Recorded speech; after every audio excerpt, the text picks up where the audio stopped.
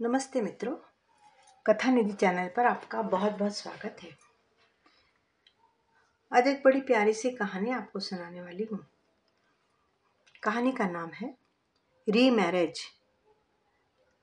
अगर आपको कहानी अच्छी लगी तो लाइक और शेयर ज़रूर कीजिएगा, और चैनल पर नए हैं तो चैनल को सब्सक्राइब भी ज़रूर कर लीजिएगा, और कहानी कैसी लगी ये कमेंट बॉक्स में ज़रूर लिखिएगा। तो चलिए कहानी शुरू करते हैं। रीमैरिज। हेलो आशुतोष जी, आप फ्री हो तो आज शाम को मिलेंगे क्या? जी ज़रूर, मैं तो खाली हूँ। मगर कहाँ? हड़बड़ाते हुए आशुतोष ने पूछा।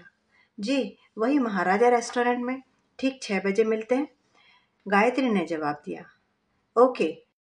आशुतोष गायत्री से खुद मिलना चाहता था। वह खुश था कि गायत्री ने ही फ़ोन करके मिलने के लिए बुला लिया। दरअसल जब से उसने मैट्रिमोनियल साइट में अपनी प्रोफाइल बनाई थी, तो गायत्री पहली महिला थी जो उसे पहली नज़र में पसंद आ गई थी। मिलने का समय 6 बजे दिया गया था, मगर आशुतोष 2 घंटे पहले ही तैयार हो गया। आखिर गायत्री से जो मिलने जाना था। हल्के ग्रे कलर की शर्ट और पैंट पहनकर वह आईने में ठीक से अपना मुआयना करने लगा। हर एंगल से खुद को जांचा परखा। कानपट्टी के पास किनारे किनारे झांक रहे सफेद बालों को छिपाने की कोशिश की। 4 दिन पहले ही तो डाई लगाई थी, मगर सफेदी फिर सामने आ गई थी। आंखों का चश्मा और माथों की सलवटें वह चाहकर भी छिपा नहीं सकता था। खुद ही दिल को यह सोचकर दिलासा देने लगा कि 60 साल की उम्र में इतना फिट और आकर्षक भला कौन नजर आता है। जेब में पर्स और हाथ में मोबाइल लेकर वह चल दिया। आशुतोष की पत्नी का करीब 10 साल पहले देहांत हो गया था। उस वक्त बच्चे साथ थे, इसलिए ज़्यादा पता नहीं चला, मगर धीरे धीरे बच्चों की शादी हुई और वे अपनी अपनी दुनिया में मशगूल होते गए। बेटियां ब्याह कर दूसरे शहर चली गई, और छोटे बेटे ने भी जॉब के चक्कर में यह शहर छोड़ दिया। बड़ा बेटा पहले ही शादी के बाद मुंबई में बस चुका था। इस तरह मेरठ के घर में अब आशुतोष नितांत अकेला रह गया था। अब अकेले होने पर उसे पत्नी की याद ज़्यादा ही सताने लगी। नौकरानी घर अच्छे से संभाल जाती, नाश्ता खाना भी बना देती थी, मगर पत्नी वाली केयर कैसे कर सकती थी। यही वजह थी कि आशुतोष ने फिर से शादी करने का फैसला लिया, ताकि अपनी बची हुई जिंदगी इस तरह अकेलेपन और उदासी के साथ न गुजारे, बल्कि उसके साथ कोई हमसफर हो। जिंदगी गुजारने के लिए किसी विधवा से ही पुनर्विवाह कर ले। इसके लिए उसने मैट्रिमोनियल साइट में अपनी प्रोफाइल बना डाली। 3-4 दिनों के अंदर ही बहुत सारी महिलाओं ने एड्रेस भेज दिया। इन सब में गायत्री सबसे ज्यादा पसंद आई थी उसे। महाराजा रेस्टोरेंट की मेज पर आशुतोष और गायत्री आमने सामने बैठे थे। गायत्री की उम्र करीब 50 साल की थी। वो भी विधवा थी। एक बेटी थी जिसकी शादी हो चुकी थी। गोरा रंग, तीखे नयन नक्श और चेहरे की चमक बता रही थी कि अपने जमाने में वह भला की खूबसूरत रही होगी। गायत्री ने साफ शब्दों में अपनी बात रख दी कि करीब 5 साल पहले एक सड़क दुर्घटना में उसके पति की मौत हो गई। पति के जाते ही औरत की जिंदगी की सारी रौनक जो चली जाती है। उसकी बेटी भी अपने ससुराल चली गई। अब उसका दिल नहीं लगता है। बस इस अकेलेपन की वजह से ही वह शादी का फैसला कर चुकी है। गायत्री जी, मेरे साथ भी बिल्कुल यही बात है। मेरा भी ख्याल रखने के लिए कोई अपना नहीं मेरे पास। अकेलापन खाने को दौड़ता है। क्यों ना हम एक दूसरे के साथी बनकर इस अकेलेपन को हमेशा के लिए दूर कर दें। मुझे आप जैसी समझदार और सरल महिला की जरूरत है। सुनकर गायत्री हौले से मुस्कुरा दी। उसने अपनी सहमति तो दे दी, लेकिन कहा कि पहले कुछ समय मिलकर एक दूसरे को जान तो ले। दोनों 1-2 घंटे वहीं बैठे हुए बातें करते रहे, और अगले दिन फिर मिलने का वादा करके अपने अपने घर लौट आए। आते ही आशुतोष ने मैट्रिमोनियल साइट से अपनी प्रोफाइल हटा दी। उसे जिसकी तलाश थी वो मिल चुकी थी। देर रात बेटे का फोन आया तो आशुतोष ने बेटे से अपनी खुशी शेयर की। सुनकर बेटा एकदम चुप हो गया। कुछ देर बाद समझाते हुए बोला, पापा, ये क्या करने जा रहे हो? क्या जरूरत है इस उम्र में शादी की? वह औरत पता नहीं कैसी हो, पता नहीं किस मकसद से शादी कर रही है। बेटा, तमीज से बात कर। वह औरत तेरी होने वाली माँ है। मैं जो यहाँ अकेलापन महसूस करता हूँ, उसे मिटाने के लिए शादी कर रहा हूँ। यार पापा, अकेलापन मिटाने के और 100 तरीके हैं। इसके लिए शादी कौन सा रास्ता है? और मुश्किल में पड़ जाओगे। अच्छे भले फ्री हो गए हो। झुंझला स्वर में बेटे ने कहा, शादी ही सही रास्ता है बेटा, मुझे जो उचित लगा वही कर रहा हूँ। तुम लोग तो मेरे साथ नहीं रहते ना, फिर मेरी समस्या कैसे समझोगे? पापा, इस बार मैं कोशिश करूंगा कि अपना ट्रांसफर दिल्ली में करा लूं, फिर वहीं पास में रहूंगा तो हर वीकेंड पर आ जाया करूंगा। डोंट वरी पापा। देख, 5 साल से तो यही करा है बेटे, पर क्या हुआ, आया तू यहाँ? आशुतोष जी ने बेटे से सवाल किया। पापा, आप तो समझ ही नहीं रहे। तू भी तो नहीं समझ रहा है आरव, बेटे ने गुस्से में फोन पटक दिया।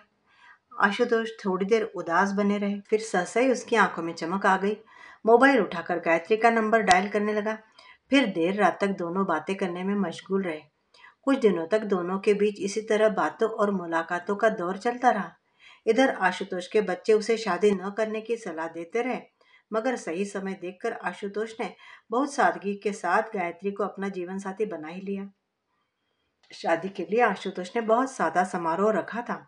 आशुतोष का छोटा बेटा और गायत्री की बेटी और भाई विवाह स्थल पर मौजूद थे। आशुतोष की बेटी नहीं आ पाई थी। उसने वीडियो कॉल के जरिए अपने पिता की शादी देखी।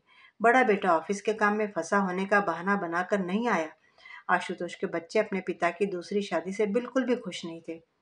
उस दिन आशुतोष बेटे से बात कर रहा था। गायत्री बाहर गई हुई थी, पर अचानक वह लौट आई, मगर आशुतोष को इसकी खबर नहीं थी। आशुतोष फोन स्पीकर पर रख कर बातें करता था, क्योंकि उसे कम सुनाई देता था। हमेशा की तरह बेटा गायत्री के खिलाफ जहर उगल रहा था, मगर आशुतोष लगातार उसकी हर बात का प्रतिकार सही दलीलों के साथ पूरे विश्वास से करता रहा। आशुतोष का अपने प्रति यह विश्वास देखकर गायत्री को बहुत अच्छा लगा। उम्र की परवाह किए बिना नए जीवन की शुरुआत दोनों ने शिमला की वादियों में जाकर की। उन्होंने वहां साथ में बहुत खूबसूरत वक्त बिताया। दोनों काफी खुश थे। अकेलेपन का दर्द एक दूसरे का साथ पाकर कहीं गायब हो चुका था, मगर उनके बच्चों को अभी भी यह शादी रास नहीं आ रही थी। खास करके आशुतोष के बच्चों को डर था कि कहीं गायत्री उनकी जमीन जायदाद न हड़प ले। एक दिन बड़ा बेटा आरव बिना बताए आशुतोष से मिलने चला आया। आते ही उसने गायत्री के प्रति रूखा व्यवहार दिखाना शुरू कर दिया। गायत्री और आशुतोष दोनों ही जानते थे कि वह गायत्री को पसंद नहीं करता। गायत्री बहाना बनाकर कुछ दिनों के लिए अपने मायके चली गई। इधर आरव को पिता से अकेले में बात करने का पूरा मौका मिल गया। उसने आशुतोष को समझाने की कोशिश की। पापा, आप इस बात से अनजान हो कि इस उम्र में विधवा औरतें सिर्फ इसीलिए किसी रईस पुरुष से शादी करती है ताकि उसकी सारी संपत्ति पर अपना हक जमा सके। पापा, वह आपकी दौलत लेकर गायब हो जाएगी, फिर क्या करोगे? उसकी नज़र सिर्फ और सिर्फ आपके पैसों पर है। पर तुम ऐसा कैसे कह सकते हो आरव? क्यों नहीं पापा? यदि ऐसा नहीं तो उसने आपसे शादी क्यों की? आरव ने सवाल किया। तुमने अपने बीबी से शादी क्यों की? आशुतोष ने उल्टा सवाल किया। अरे पापा, ये तो हर कोई जानता है, परिवार बनाने और परिवार बढ़ाने के लिए। पर शादी की भी एक उम्र होती है। आपको कौन सा बच्चे पैदा करने जो शादी करनी थी? आरव की आवाज में चिढ़ थी। ठीक है, बच्चे नहीं पैदा करने, पर तुम्हें शादी के बाद बच्चों के अलावा और भी कुछ मिला? पत्नी का साथ नहीं मिला? उसका प्यार नहीं मिला? पापा, अब इस उम्र में आपको कौन से प्यार की जरूरत है? प्यार की जरूरत हर उम्र में होती है बेटा। भले ही रूप बदल जाता है प्यार का, और फिर एक साथ भी तो जरूरी है कि नहीं? आशुष आशुतोष ने उसे समझाने की कोशिश की। पापा, आप चाहे कितनी भी दलीलें दे लो, पर याद रखना, इस औरत की नज़र सिर्फ और सिर्फ आपके पैसों पर है। कहता हुआ आरव उठ गया। आशुतोष बोलना तो बहुत चाहता था, पर चुप रहा। आरव के बाद आशुतोष की बेटी भी फोन पर पिता को सावधान करने लग गई। पापा, ध्यान रखना, ऐसी औरतें जमीन जायदाद अपने नाम करवा लेती है, गहने और कैश लूट कर फरार हो जाती हैं, कई बार अपने पति की हत्या भी कर डालती हैं। बेटे, ऐसी औरतों से क्या मतलब है तुम्हारा? मतलब विधवा औरतें जो बुढ़ापे में शादी करती हैं। मैंने बहुत से मामले देखे हैं ऐसे पापा, इसलिए समझा रही हूँ, बेटी ने कहा।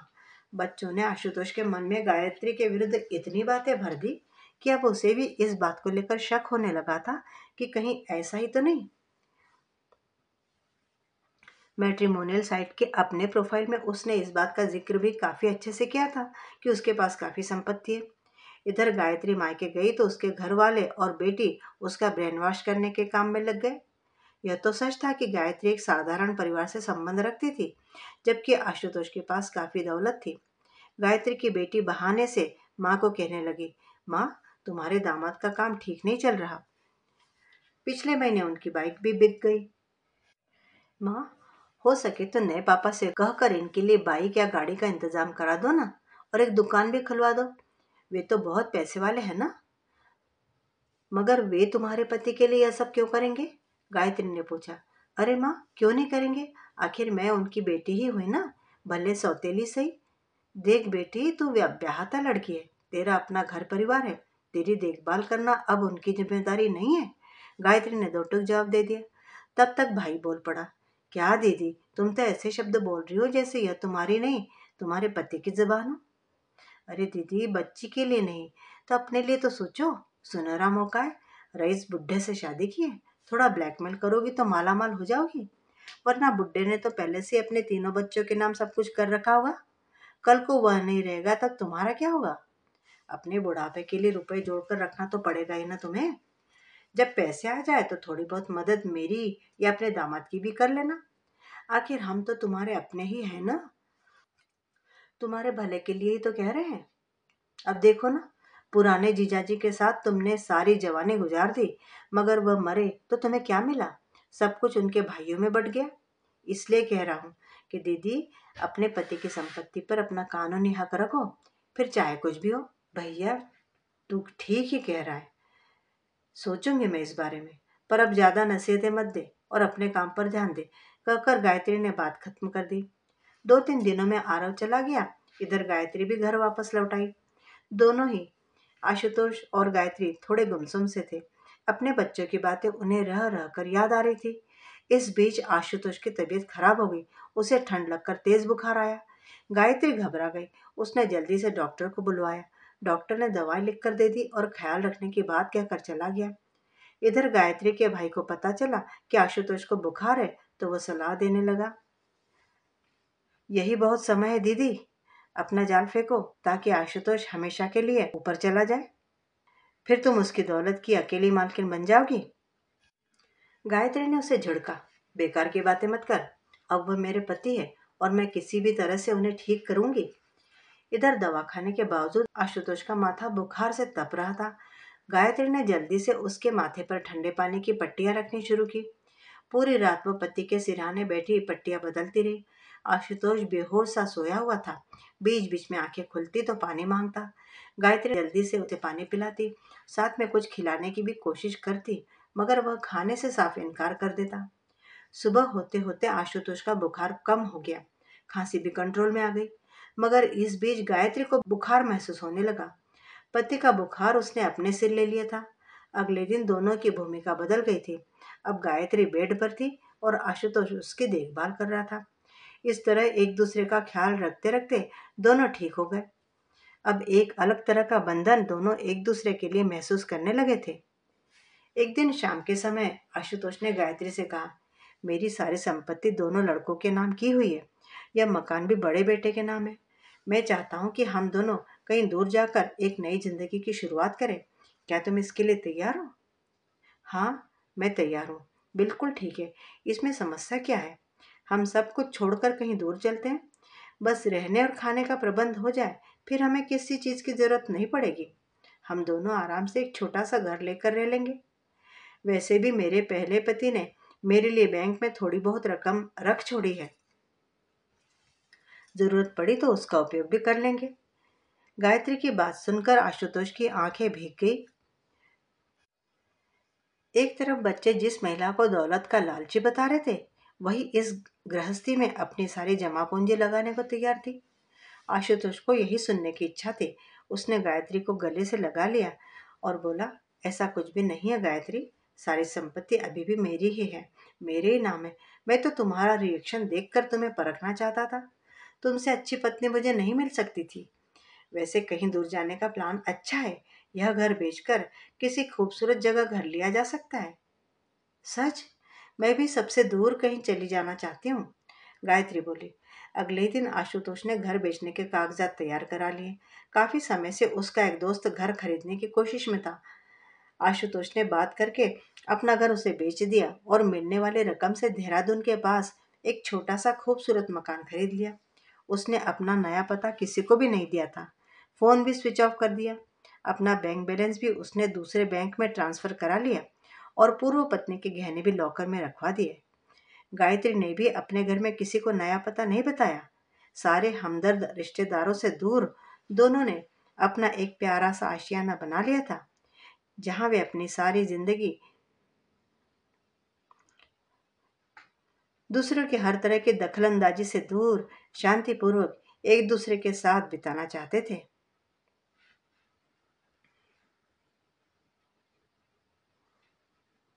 मित्रों, अभी आप सुन रहे थे कहानी रीमैरिज।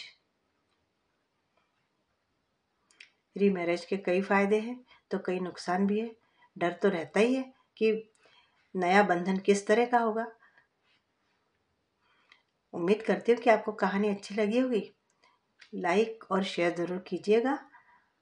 कहानी के बारे में अपनी राय भी कमेंट बॉक्स में ज़रूर लिखिएगा। साथ ही चैनल पे नए हैं तो चैनल को सब्सक्राइब भी ज़रूर कर लीजिएगा। कहानी सुनने के लिए बहुत बहुत धन्यवाद। आपका दिन शुभ हो।